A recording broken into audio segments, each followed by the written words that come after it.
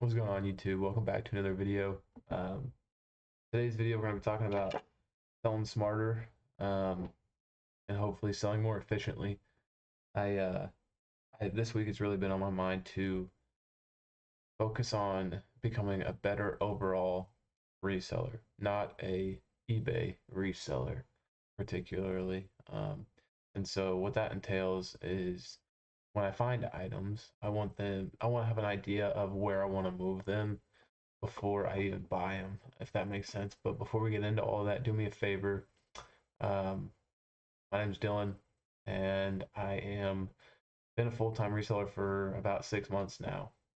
Well, I guess before that, I was reselling furniture on Facebook Marketplace for about 3 years, 2.5 years. And then I started doing eBay on the side. I like the flexibility that it gives me. I don't have to meet people. I don't have to show them things. It's just a lot more streamlined. So that was attractive to me. However, I don't want to abandon being a reseller for just being an eBay reseller. So that's what we're going to talk about in today's video. Before we get started, do me a favor, hit the like button, subscribe if you haven't, and I hope you stick around to the end of this video and you can pull some things and make some extra money. We're going to go over how I cross list and how much it pulled in last month. Just cross listing with very minimal time and effort for what I think is good returns. But yeah, so let's hop right into that. So anyway, first things first, like I said, when I buy something, I want to have an idea of where I want to sell it. And that just depends on what the item is. You know, most of my business is going to be on eBay. I'm going to be putting most of my buys on eBay simply because they have the most buyers. And I would think they have the most data, and well, they do have the most data, but that allows me to project demand very easily compared to, say, Facebook Marketplace or some of these other platforms. Um, but let's talk about Facebook Marketplace first, because Facebook Marketplace is great for a couple of reasons. Number one, you don't have to ship it per se. You can ship on Facebook, but if you're selling locally, you don't have to ship it. You don't have to pay fees. You don't have to worry about it breaking or getting lost. I guess it's going back to shipping. You can maximize some extra gains on Facebook Marketplaces. Some cons of Facebook Marketplaces: you may have to meet people if you're not comfortable with a porch pickup. I like doing porch pickups because I can set it and they come get it when they want it and then pay me either when they pick it up or before. Um, and that's really nice. The second con would be time. If you're meeting people, that's a big time, especially if you're selling something for like 20 bucks. I don't sell anything on Facebook Marketplace for like less than $75, um, unless it's like location specific. Like I live near the Kansas City area, so if I'm going to sell like Chiefs or Royals or anything like that, I'll list that locally just because I think I might have a bigger pool of buyers, if that makes sense. But you really don't want to be messing with Facebook Marketplace for less than 50 bucks, especially when someone's late for someone, or 75, 50 to 75. Someone's late, they no show you, whatever. They're dinging up your phone. It's not really worth it. But if it's, I got a couple items that are, a couple $100 on there. Someone comes by, I'll deal with that for a couple $100. I'm not going to deal with it for, you know, $20, $10, if that makes sense. But yeah, so Facebook Marketplace is good for big items. You don't want to mess with shipping, fragile items, and local items. I would say that's where I've seen the best return on investment. And I'm not saying only put these on Facebook Marketplace. I'm talking about let's cross list them onto Facebook Marketplace, because very well you could have a buyer on eBay as well, or another online selling platform. Um, but yeah, the Facebook Marketplace is very nice funnel that I think everybody should be exploring. And it doesn't take a lot of time just to throw it up on Facebook either. So the second one would be obviously Poshmark and Mercari and Depop. I cross list on Mercari right now, Poshmark and Depop for clothes. I was dealing with the Poshmark delist, automatic delist policy, because when something would sell on eBay, it would automatically just delist it from Poshmark, and Poshmark didn't like that. although Poshmark I would say is the second best online platform to sell on for the stuff I'm selling. I don't do a lot of clothes, uh, but I actually sell other like smaller items on Poshmark, just like eBay, and it has been doing pretty well. I've dialed that back because I don't want my account to get suspended. I think their automatic delist policy really needs to be adjusted because it's hindering resellers like me. And if you're an everything's reseller, and you don't do a lot of clothes, like I don't sell a ton of clothes. I sell some clothes here and there, and those obviously go on Poshmark, Mercari, Depop, eBay, um, just to get the most broad eyes on my inventory. Um, but I've been my hard goods. I've been limiting to just eBay and Mercari because I don't want to get banned on Poshmark, and Depop won't let you do that either. So, um, but we're gonna go over some of those numbers here in a little bit.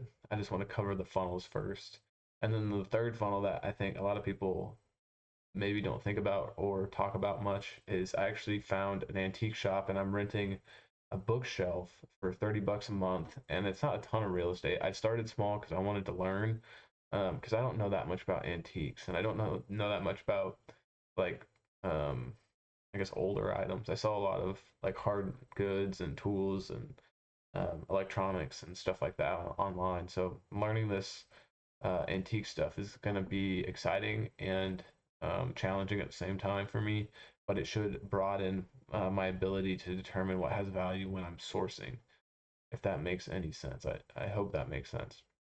However, I threw some bobbleheads up because I knew my shelf is mostly sports stuff. It's just a good starting point for me.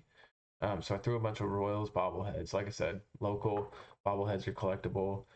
Some of them were super, not super old, but older, and then some of them were modern. And some guy came in and bought all of my bobbleheads within a few days. So that was an encouraging um, thing for me. So I know I'm gonna keep feeding it as many bobbleheads as I can find, as well as doing some experiments with some other stuff. And I'll pull some boxes that I have of some of the stuff that I'm gonna throw up into the antique shop so you guys can get an idea. Let me grab that real quick.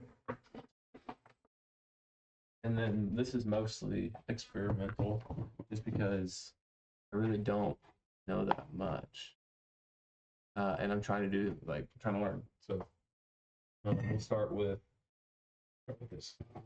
This is a Wade Davis bobblehead. Um, he was a pitcher for the Royals in their 2015 run. I paid $4 for him. I know I can get probably 15 to 20 in there for him. We'll definitely be throwing him in there.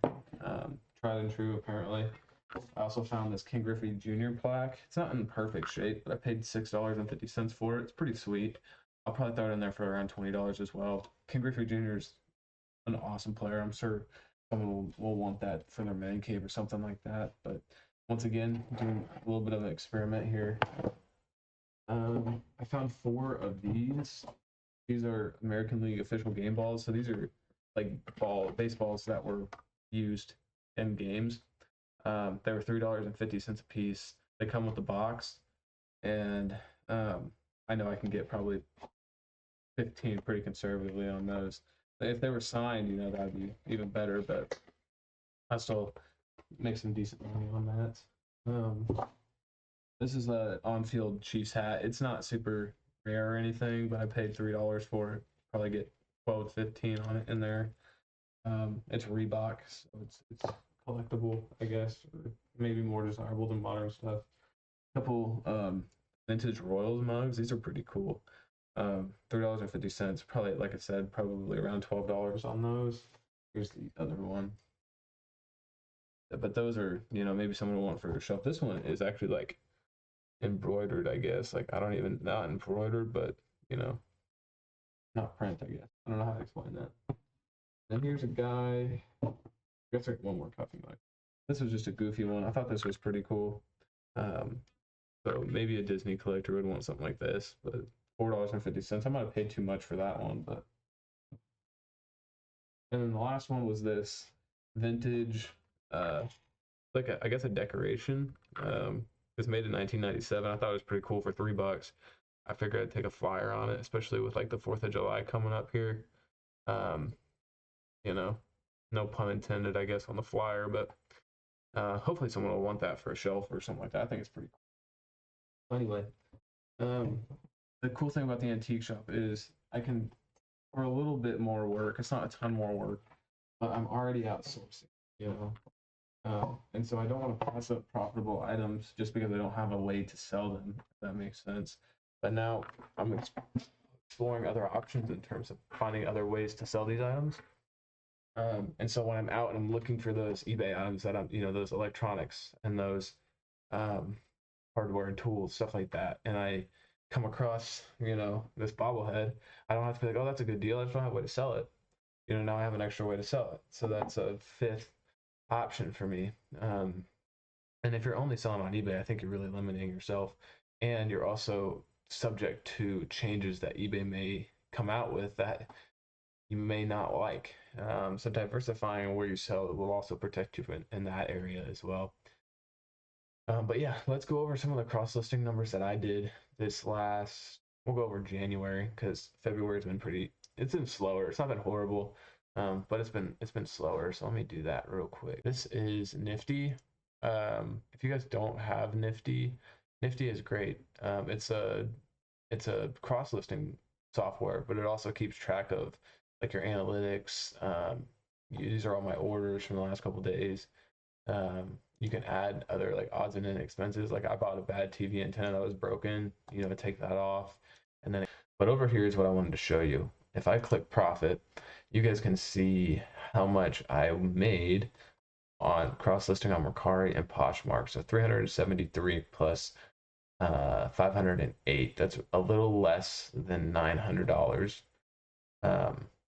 for very minimal effort on this side. And this isn't even, like I said, this isn't even tracking the antique shop stuff. This is just the online cross-listing. And that's an extra $900 that can go towards whatever for your business or for your personal finances.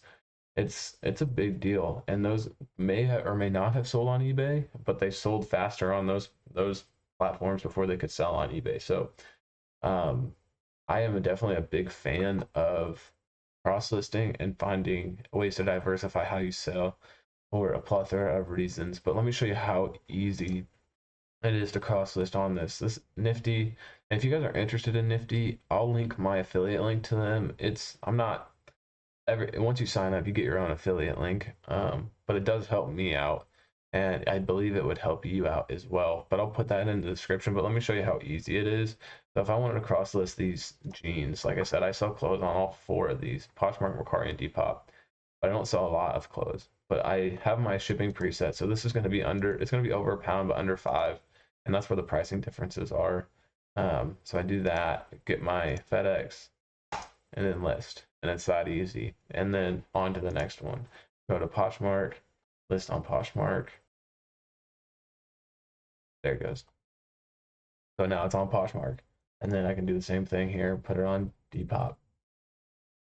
Really quick, really easy, and like I said, it should bring an extra income for you. And so this software is $40 a month, but it made me an extra $900 last month. I really think you should consider it. And it also automatically pulls your information for profit purposes. So I ship through the eBay app, and that's because it automatically pulls. So I just shipped these. So you see here how it says $0 for shipping. Since I already did it, it hasn't updated. So you click this, select all the orders, click refresh, and it'll pull that information from eBay and automatically update these rows for my shipping. So this was $8, $5, $5. And then you do have to manually enter your cost of goods, which is kind of a pain. But I did talk to customer service rep with Nifty about getting them to automatically pull that, because now eBay is showing you when you list an item, you can enter your cost of the item into the listing. And so once that's integrated with this software, it'll be even faster to keep track of your profits. So I think that that's an exciting thing that's coming up. And as well as they keep track of all you can get a great idea of how you're doing. So like February's been a lot slower to start. And I'm right around $3,500 in profit right now with, I guess, half the month left. So I'm on pace for around 7,000, which is not great, but it's a shorter month and people are probably trying to pay back stuff they spent on Christmas and stuff like that. So just trying to scale this business and control what I can control. So let me go back. So yeah, I hope this was informative. If you have any thoughts or any other like what I call sales funnels or places to sell items that I missed, please let me know. But those are the ones I'm using. And it's really nice because I know when I'm buying those items where I'm buying them for. Like I bought this specifically for the antique shop and I knew like this could go on eBay and it would sell on eBay, but it will sell faster in that antique shop. And probably less fees. Well, I know for a fact less fees, which is nice. And it also diversifies the way you start thinking about yourself as a business. You're not working for eBay only. You are a reseller, period. Where you resell is totally up to you. Right now, eBay has the most eyes and it has the most information. And so, yeah, it's going to get a lot of my business. However, it doesn't mean it needs to get all of my business where I can scale these other funnels and learn a lot as well. So, yeah, do me a favor. I hope this was helpful. Hope you can apply it to your business and make some extra money. My name is Dylan. Hit the like button for me, subscribe, and I'll see you in the next video.